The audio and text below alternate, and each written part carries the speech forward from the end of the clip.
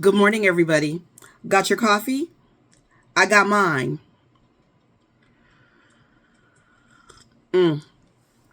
So listen, everyone.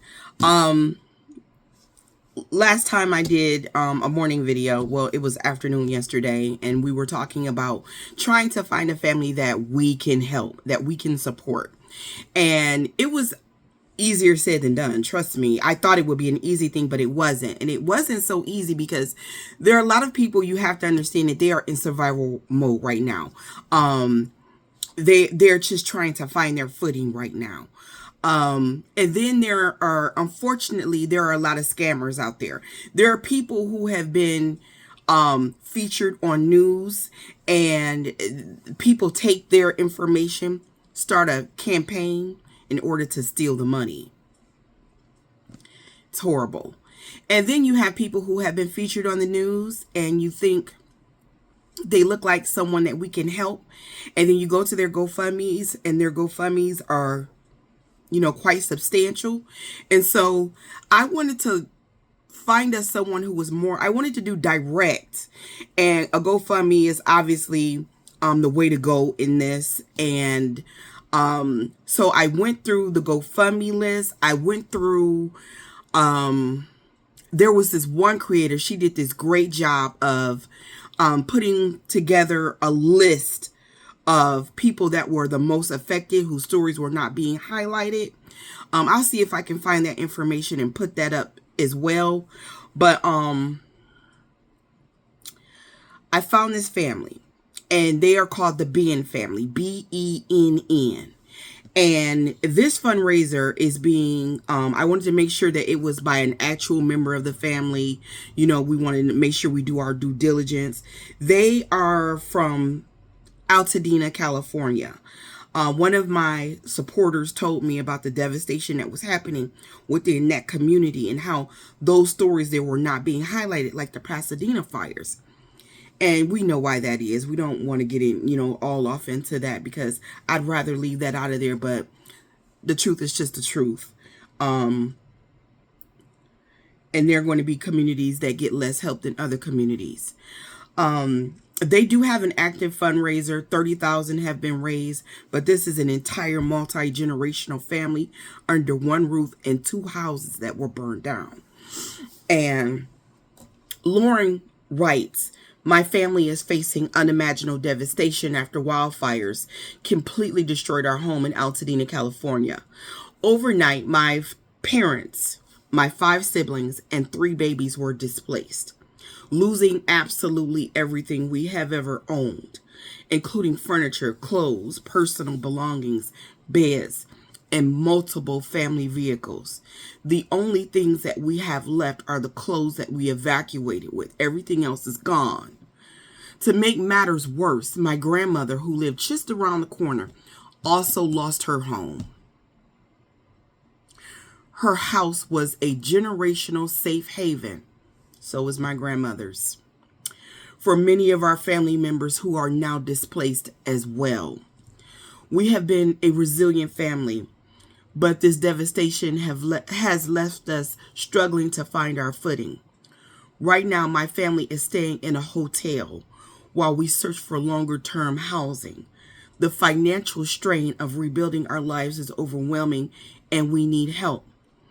I don't often ask for help, but this situation is too great to bear alone. From Boston, I'm doing everything I can to organize stability for my family, but we urgently need financial assistance to cover temporary housing, food, and hotel costs, replacing clothing and essential items, including medications and baby formula, transportation needs after losing multiple vehicles, long-term recovering and rebuilding efforts, a storage unit as we replace basics like small furniture and clothes.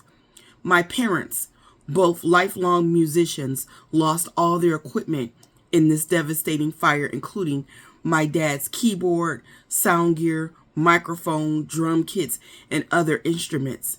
This gear was their livelihood and passion. Any support to help them replace their instruments and get back to making music is deeply appreciated. If you are able to contribute, no matter how small, it would mean the world to my family and I. Every donation brings us closer to stability and the chance to rebuild what we've lost. If donating isn't possible, please consider sharing this fundraiser to help spread the word. Your kindness and support in any form are deeply appreciated. Thank you for standing with my family during this incredible, difficult time. As most of you all know, my real first name is Tracy. I donated all of the extra funds that I had, which was $115.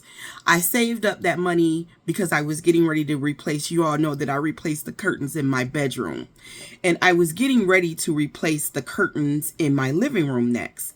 And I know that it costs $115 because I need exactly 4 panels.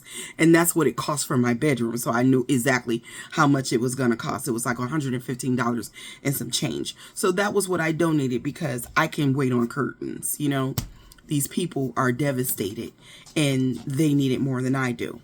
So just so that you know who I am, because it doesn't say Woke Gardner, it says my name and then that 100 Tracy and then that $115 donation. You obviously don't have to donate that much, and you obviously can donate more. Just whatever you do, 10, 20 bucks, whatever you can do.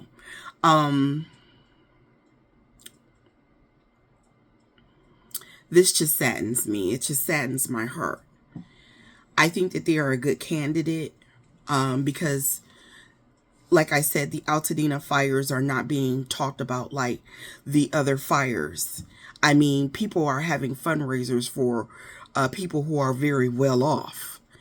And multi-generational living, I know what that means to Black people, Black communities, because I was somewhat raised up like that, you know, on my grandma's side. And at any given time, it would be her children, their children, you know. And had she lived long enough, it would have been their children too, trust me. And at some point, some of everyone lived in that house. And with rent being as high as it is these days, people just don't have a choice, you know. And like I said, through that hurricane, I remember even when you all provided, you know, a way for us to have shelter, so many people were looking for hotels because so many people didn't have electricity and didn't, you know, that you literally had to look for a room a day or two in advance to make sure you had a room. And so things like that people really don't think about, and then think about for a multi-generational family, how they're impacted, because they're going to need several rooms at a time. And so I think that they are a really good candidate. I will leave the link to their GoFundMe down in the comments. And I thank you so much because so many people raised their hand and said, hey, you know, I got a few bucks, I'll help. And it's so funny because I have a lot more followers over on TikTok, but I've got a lot more support from people saying, yeah, I'll help over on YouTube than I did TikTok. Now, don't get me wrong.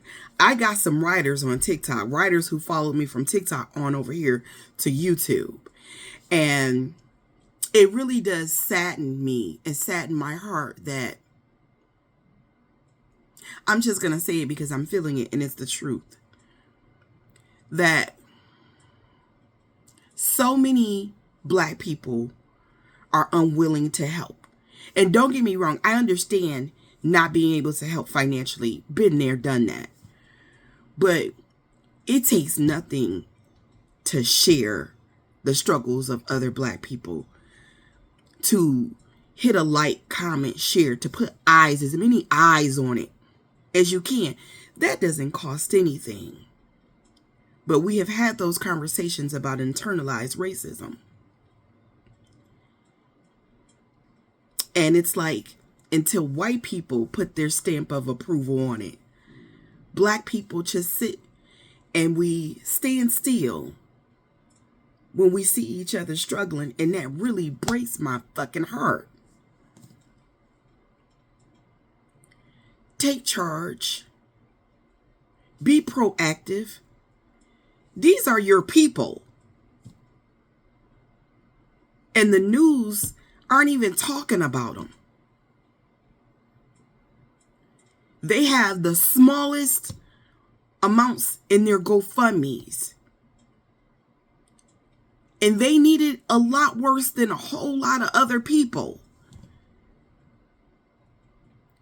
And y'all can be impactful, even with a like, comment, share, and y'all are not doing that.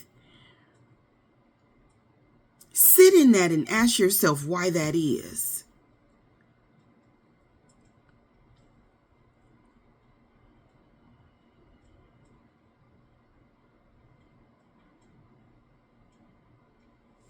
Other communities should not be doing more for us in this moment than what we are willing to do for ourselves.